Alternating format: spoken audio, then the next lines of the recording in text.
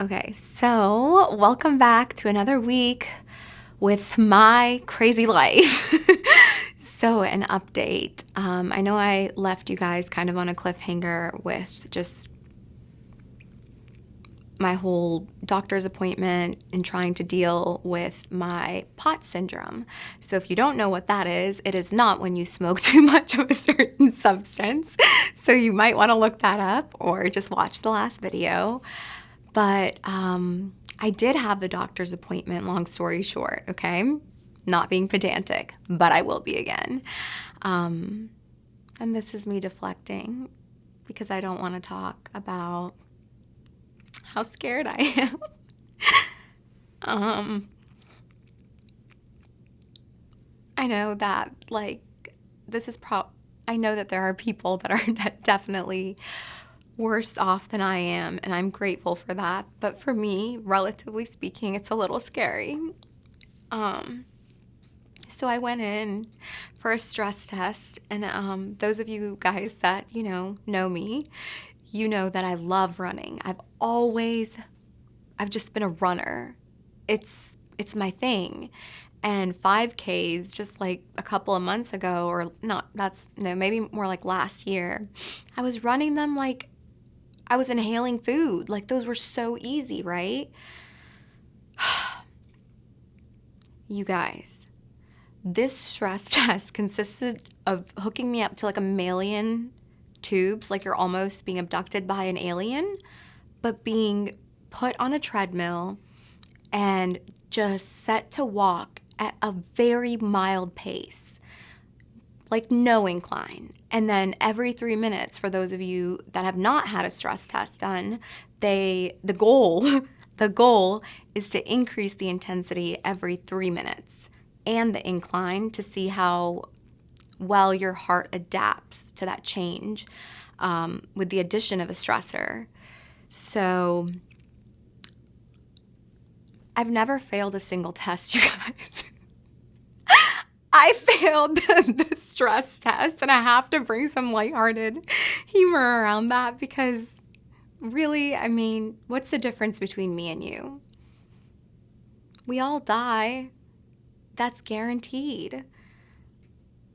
And we act like we know when it's going to happen, like we have this, or at least I do. Let me speak for myself. I have this idea of all these things I want to accomplish. I have a book that I'm writing that goes with all of this, which we'll talk about later. But the truth is, we don't know when we can go. And I really want you to let that sink in. Because I'm at a place where I can no longer ignore that fact. I feel like it really makes you think about the things that are important to you. I'm a teacher. I love tiny humans. I counsel. I'm a family counselor. I mean, I am a jack of all trades. But the one thing I know about working with children is they're so lighthearted. I mean, I don't know. I don't even know where I was going with this. Probably deflecting again because this is really hard news for my brain to take. Sorry, I'm also in like a little bit of a shock. And it takes a lot of courage for me to be in this Gestalt experience and share that with you guys and take you on this journey with me. It's hard to be seen. But in a world where I feel like social media gets a really bad reputation, I just wonder why it feels so natural to me to talk to all of you. Like I can see your eyes. I can see the beauty within you. But the people that are closest to me,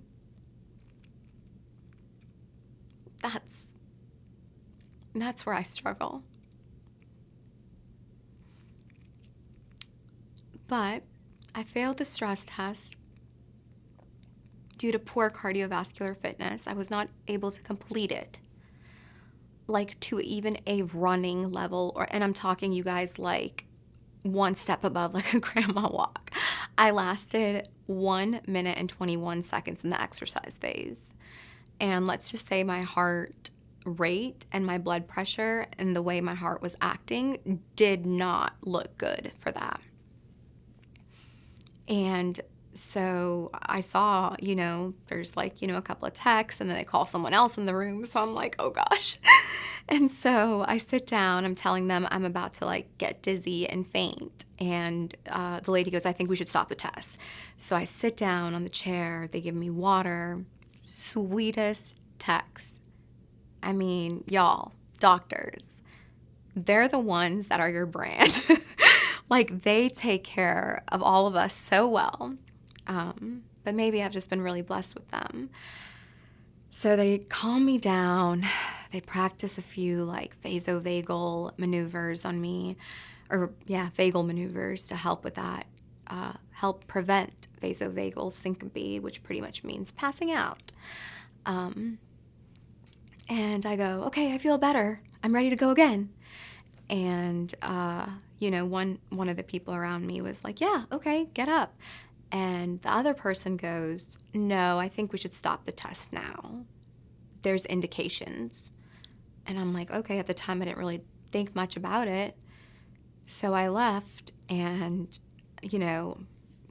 I only checked my account for like a message of test results like every 2 minutes, okay, guys? And I got it. I don't know, there's just some sort of delay. It's called paradoxical or dysenergetic, or no, not dyssojourn, I don't know what it is. Paradoxical motion of the septal wall that is consistent with conduction delays. So now let me translate that into English, because when I heard that, I was like, what? So that pretty much means, our heart runs on electrical circuits. It's a cardiac muscle. And those impulses are maintained by these very specific valves that just help us do this beautiful dance with our heart. You guys, we should really look it up. To me, it like just shows how purposeful the universe is. But for some reason, mine is off. And what that means is it causes my heart to beat really, really, really fast. Like I'm talking, I can easily hit up to 181 while I'm laying down during some of these episodes. And then what it does is it drops really suddenly. It's this alternation of high heart rate and low. So that's tachycardia and bradycardia. It's not beating normally to create that natural wave. It's just, it's going crazy, and that's causing my heart to work really, really hard. So the syncope episodes that I've been having are related to that tachycardia, right? That fastening of your heart due to a physiological stressor. Could be heat, could be anything. It could be emotional stressors. And then y'all, honestly, I get worried about being worried about having an episode because it's scary. And that does not end well for me. So tachycardia just keeps going up. And, I try to like take deep breaths in, do all of that. But then it comes completely down. And that specific change, that rapid fluctuation, is precisely what's causing me to pass out.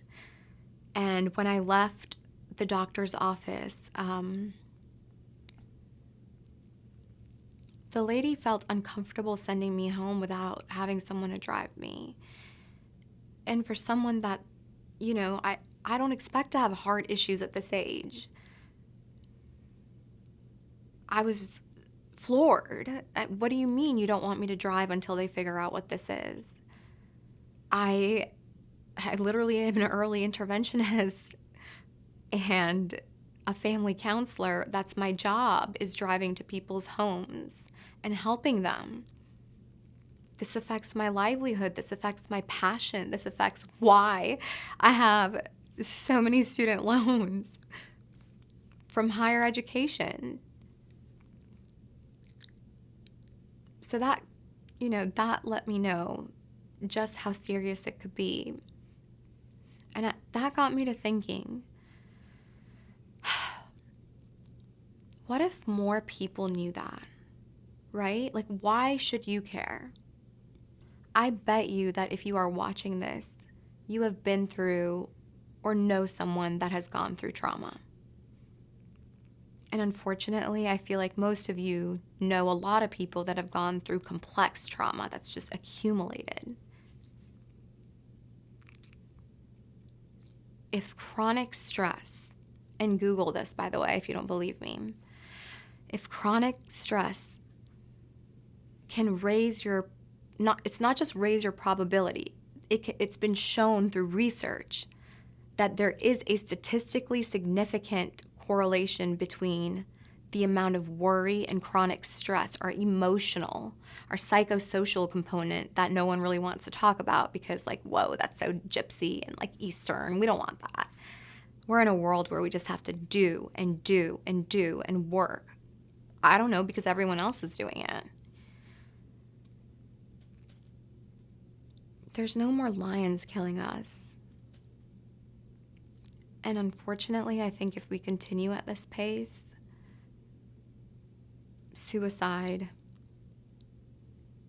drug-related overdoses, the ramifications of dealing with mental health illnesses, mental health wellness problems even, I mean, let's not even get to the fact that we're not even on preventative care. But what if all of society just knew how important that was, right? Because